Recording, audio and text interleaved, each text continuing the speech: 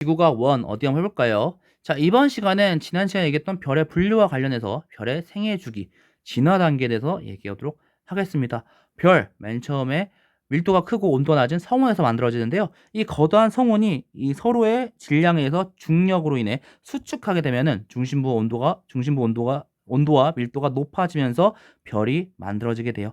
중력 수축하여 내부 온도가 약 1000켈빈, 켈빈은 절대 등급이죠. 절대 온도. 1000켈빈에 도달하게 되면은 가시광선 영역에서 관측이 가능해지고요. 이 수축으로 인해서 반지름이 작아지면서 별 내부가 불투명해지기 때문에 광도는 점점 낮아집니다. 질량이 큰 별이면 별일수록 수축이 빨라지면서 주기율성에 더 빨리 도달하게 되고요. 질량이 매우 작은, 예를 들어 태양의 질량의 0.08배보다 작은 별 같은 경우에는 온도가 낮아서 핵융합이 제대로 일어나지 못해 이따가 얘기할 주기율성이 아니라 갈색 외성이 됩니다. 원시별 단계에서 에너지원은 중력 수축 에너지로서 조원 고밀도의 원시 성운이 중력 수축하면서 에너지 일부가 복사 에너지로 전환되고 내부의 온도를 상승시키는 역할을 합니다. 중력 수축으로 인해서 온도가 높아집니다. 약 1000만 켈빈 이상에 도달하게 되면은 그 안에서 핵융합, 수소 핵융합이 일어나요. 주기활성이 되는데요. 수소 핵융합 때문에 내부 온도가 높아지면서 그 온도로 인해 기체 압력차에 의한 힘이 더욱더 커집니다. 언제까지? 압력차에 의한 힘과 중력이 같아질 때까지 힘이 커져요. 즉 정력 평형이 일어납니다. 정력계 평형이란 밖에서 작용한 힘과 안에서 작용한 힘이 같아지는, 그래서 거의 멈춰 있는 거와 다름없는, 반지름이 거의 일정한 상태가 된다는 거예요.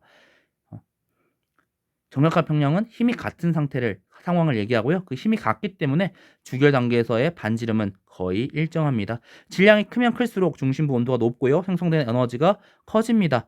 그래서 표면 온도가 높아지고 광도도 커집니다.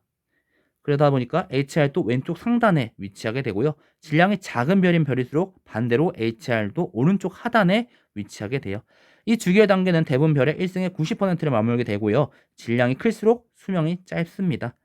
그 내부 구조를 좀 볼 텐데요. 내부 구조는 질량에 따라 달라집니다. 질량이 태양 정도인 주기활성은 중심부 핵에서 생성난 에너지를 먼저 복사로 전달하고 바깥에 대류가 일어나요. 즉 중심 핵, 복사층, 대류층 세 개의 구성으로 이루어지게 되고요. 세 개의 층으로 구성되고요. 질량이 태양보다 약 두 배보다도 큰 주기활성 같은 경우에는 중심부에 대류가 일어나는 대류 핵이 있고요. 복사층이 그 대류역을 또 싸고 있는 두 개 층으로 구성되게 됩니다. 이때 주기활성의 에너지원은 수소 핵융합 반응으로서 4개의 수소 원자핵이 반응하여 1개의 헬륨 원자핵이 생성되는 반응인데, 반응이 두 가지 종류가 있어요. 양성자 반응인 PP 반응과 탄소, 질소, 산소 순환 반응인 CNO 순환 반응이 있는데요. PP 반응부터 볼게요. 수소 원자핵 6개가 여러 반응 단계를 거치는 동안 헬륨 원자핵 1개와 수소 원자핵 2개를 바뀌면서 에너지를 생성하는 과정이에요. 중심부 온도가 약 1800만 켈빈 이하인 주기활성에서 우세한데, 예를 들면 태양은 중심 온도가 약 1500만 켈빈이기 때문에 이 양성자 반응, PP 반응이 더 우세하죠. CNO 순환 반응 같은 경우에는 CNO 이름처럼 탄소, 질소, 산소가 촉매 역할을 하면서 수 원자핵을 융합시켜 헬륨 원자핵이 되는 반응입니다. 계속 순환하면서 헬륨 원자핵이 만들어지는데요. 중심 온도가 약 1800만 켈빈보다 높은 뜨거운 주기활성에서 우세하게 돼요. 자, 주기활성 이후에는 거성이 되게 되는데요.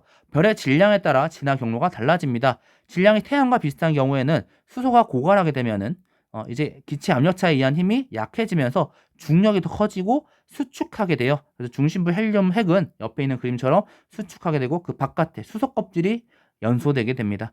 별 외곽이 팽창하고요. 그러다가 별 외곽이 팽창하고 중심부는 헬륨 핵융합 반응이라는 적색 거성이 돼요. 헬륨 핵융합 반응은 세 개의 헬륨 원자핵이 융합하여서 한 개의 탄소 원자핵을 만드는 과정으로서 온도가 약 1억 켈빈 이상인 적색 거성 중심부에서 일어납니다.